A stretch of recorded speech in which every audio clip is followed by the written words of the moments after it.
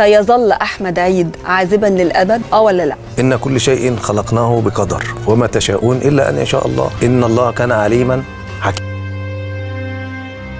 يعني مشيئة ربنا، يعني أنا ممكن الله أعلم ممكن أتجوز، الله أعلم السنة الجاية مش عارف، يعني بس لحد دلوقتي عازب يعني هو ده عادي. أنت مش رافض الموضوع؟ لا طبعا مش رافض الموضوع، وساعات في الموضوع كتير جدا، فكل محاولاتي بقت بالفشل. طب أنا أعمل إيه؟ يعني أقدار. طب فممكن فجأة يحصل الكلام ده. ممكن يعني ممكن الأهل بيسعوا إن أنت تتجوز؟ طبعا بيحاولوا. وبعدين هو أنا الوحيد اللي في الوسط الفني مش متجوز؟ أكيد مش أنت الوحيد. لا ده في رجالة وستات وممثلين وممثلات. مش في الوسط الفني بس، في الوسط الفني الدنيا كلها. طبعا ما نقدرش اساميهم طبعا، هتبقى ليله سوداء. الناس اللي كلمني عن كريم، علاقتك بكريم؟ عسل.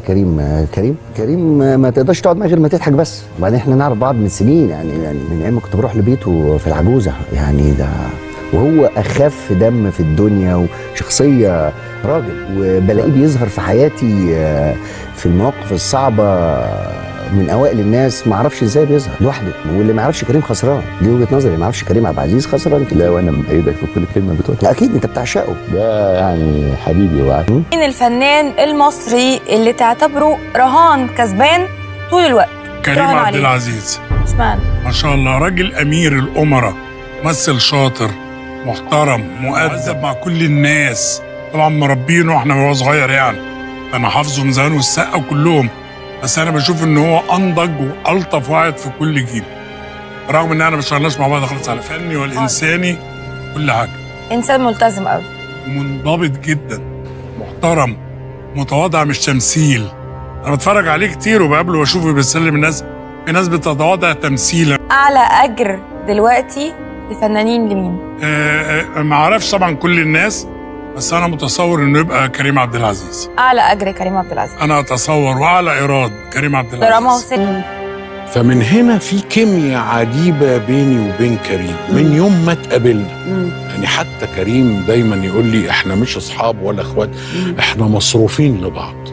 حتى هو دايما يقول كلمه كيمستري دي، في كيمستري عجيبه بيني وبين كريم عبد العزيز من يوم ما اتقابلنا. اتقابلتوا ومن يوم ما اتقابلتوا في ايه؟ في حراميه كي جي 2؟ حراميه في كي جي 2.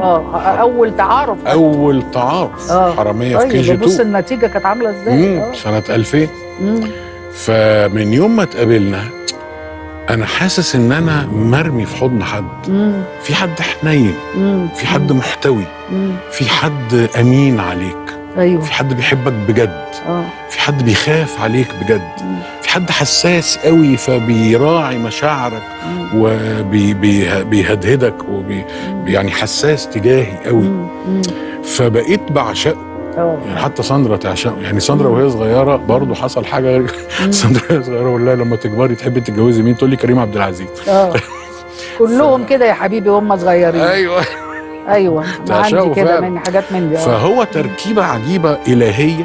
هو تركيبه الهيه كده، زي على رايه هو بيقول لي مصروفين لبعض. ففي كيمياء عجيبه، احنا نتحط جنب بعض نحس ان كل